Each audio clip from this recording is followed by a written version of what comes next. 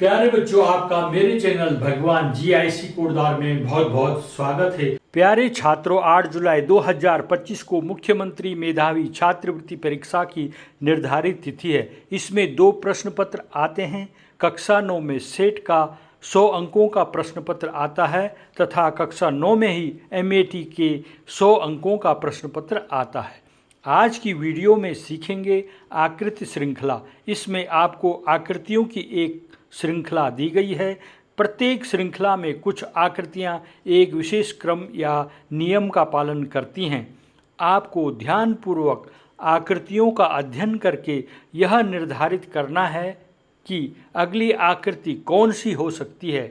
विकल्पों में से सबसे उपयुक्त आकृति का चयन करें। आइए वीडियो शुरू करते हैं। इन प्रश्नों को करने के लिए इनके चिन्हों के गलत क्रम के कारण प्रश्नों के समीकरण गलत हो गए हैं। प्रत्येक प्रश्न के नीचे 4 विकल्पों में से सही क्रम वाले चिन्हों यानी विकल्प का चुनाव कीजिए जिससे समीकरण सही हो जाए। उसके बाद इसका विकल्प क्रम को उत्तर पत्रक में लिखना होता है। आइए शुरू करते हैं। ये है समस्या आकृति।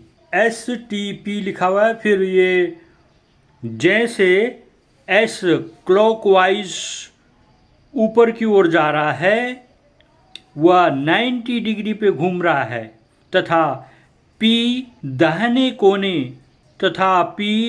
कोने से उल्टा होकर मध्य में आ रहा है तथा बीच का T दाएं के नीचे कोने में 90 डिग्री पर एंटी क्लॉकवाइज जा रहा है। इसी तरह विकल्प A में एरो भी क्लॉकवाइज 90 डिग्री घूम रहा है तथा N, ये जो N है दाहिने कोने में उल्टा होकर बीच में आ रहा है तथा बीच का ये जो P है एंटी क्लॉकवाइज दाएं के नीचे कोने में जा रहा है। इस तरह से यहाँ पर विकल्प A इसका आंसर होगा। नेक्स्ट क्वेश्चन है, यहाँ पर ये आकृति बना रखी है समस्या आकृति, उत्तर आकृति, इसमें से एक है। यहाँ पर फिगर 1 बढ़ते हुए फिगर 2 में बदल रही है। आकृति 2 बढ़कर आकृति 3 में बदल रही है। वैसी ही आकृति 4 अगली आकृति में कैसे बदलेगी? ये 2 की जगह 3 हो जाएगा। यहाँ पर 3 यहाँ पर भी है, यहाँ पर भी है, लेकिन इसमें विकल्प B सही है क्योंकि इसके जो अंदर के भाग हैं इसमें अंदर के भाग ये वाइट में नहीं है। इस तरह से आपको यहाँ पर ये भ्रमित करने वाला सवाल है तो आपने इसका ध्यान रखना है। ये पूरा एरो है, लाइन्स है, यहाँ पर ये लाइन नहीं, यहाँ पर ये लाइन है, तो इसका विकल्प B सही है। समस्या आकृति ABCD, ये 5वां खाना है जो, वहाँ पर क्या आएगा ये हमने इन पे तर्क फिट करके देखना है। और उत्तर आकृति यहाँ पर से कौन आकृति होगी? यहाँ पर हम देखेंगे, यहाँ पर बाहर का जो तीर है वह काली बिंदी है, ये घूमकर ऐसे हो गई, एंटी क्लॉकवाइज हो गई और 45 डिग्री घूम रही है। फिर ये इधर हो गया और ये इस तरफ हो गया, 45 डिग्री एंटी क्लॉकवाइज घूमती जा रही, यहाँ तक पहुँच गई। और इसके अंदर वर्ग के अंदर जो छायांकित भाग है छोटा वर्ग, वो किधर जा रहा है? वो यहाँ से यहाँ जा रहा है, फिर नीचे चला जा रहा है, फिर इधर जा रहा है, ये क्लॉकवाइज घूम रहा है। ये रेखा और बिंदु तो एंटी क्लॉकवाइज घूम रहा है और ये जो छायांकित भाग है क्लॉकवाइज घूम रहा है। तो यहाँ पर 5वें में देखना है। अब इसके बाद ये एंटी क्लॉकवाइज घूम रहा है तो ये यहाँ पर आना चाहिए और ये काली बिंदु यहाँ आना चाहिए। आप कहाँ पर हैं? ऐसा नहीं, ये यहाँ पर से यहाँ आना चाहिए और काली बिंदी यहाँ पर आनी चाहिए। कहाँ पर है? ऐसा एक यहाँ पर है और एक यहाँ पर, इन दोनों में है। अब इसका देखना है जो छायांकित भाग वर्ग है वह इसमें बीच में हो जा रहा है और इसमें ये क्लॉकवाइज घूमकर ऊपर चला जा रहा है जो सही है। तो इसका आंसर है विकल्प सी। समस्या आकृति, इसमें 1 2 3 4 पांचवा क्वेश्चन मार्क है, पांचवा क्वेश्चन मार्क है। इसको यहाँ पर क्या आएगा, आपने इन उत्तर आकृतियों में से एक आकृति को भरना होता है। इसमें देखिए, इसमें काला गोला ये जो है ये प्रत्येक आकृति में एक, फिर यहाँ आ जा रहा है, फिर यहाँ जा रहा है, फिर यहाँ आ जा रहा है, ये एंटी क्लॉकवाइज घूम रहा है।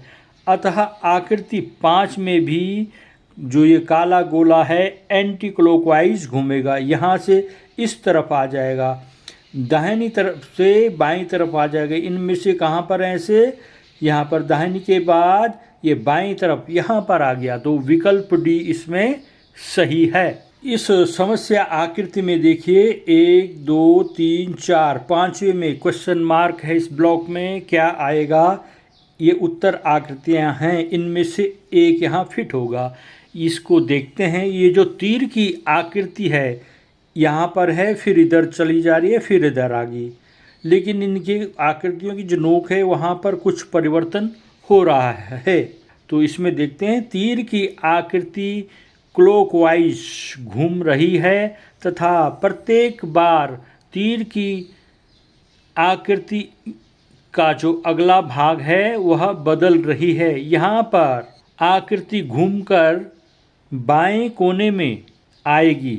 ये आकृति यहाँ पर ऊपर बाएं कोने में आएगी, वो यहाँ पर और यहाँ पर इन दो आकृतियों में हो रहा है। लेकिन ये रेखा 3 भागों में बढ़ गई है और क्रॉस हो रही है, ऐसा इनमें नहीं है।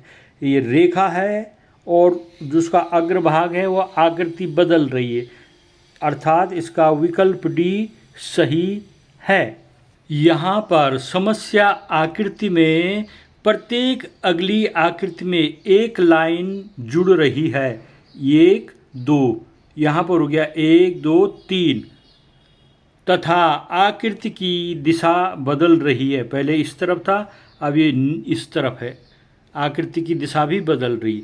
अतः समस्या आकृति 5 में यहाँ पर, अतः समस्या आकृति 5 में कुल लाइनें 6 हो जाएंगी। यहाँ पर 2 है, यहाँ 3 4 5 यहाँ पर हो जाएंगी 6 लाइनें। वह आकृति की दिशा पलटकर ऊपर, आकृति की दिशा पलटकर काले बिंदु, जो काला बिंदु है, काले बिंदु की दिशा ऊपर होगी, जो कि विकल्प डी में है। इसका आंसर हो गया डी।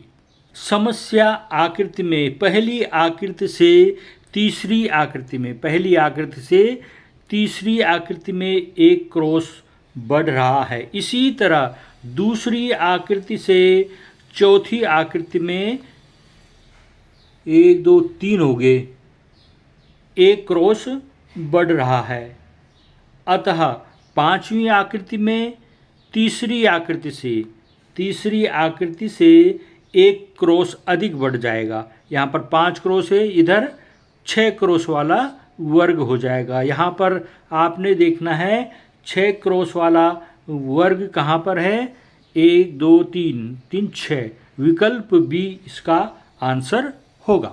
समस्या आकृति, इसको देखते हैं। समस्या आकृति में बाहर की बड़ी आकृति, ये जो बाहर की बड़ी आकृति है एंटी क्लॉकवाइज 90 डिग्री घूम रही है, एंटी क्लॉकवाइज 90 डिग्री घूम रही है, और अंदर की छोटी आकृति क्लॉकवाइज 90 डिग्री घूम रही है। तो वो इस तरह से हो जाएगी, वो इस तरह से हो जाएगा। इसी तरह से इसमें है, ये बड़ी आकृति एंटी क्लॉकवाइज घूम रही है, छोटी आकृति क्लॉकवाइज घूम रही है, और इस बार ऐसा हो जाएगा।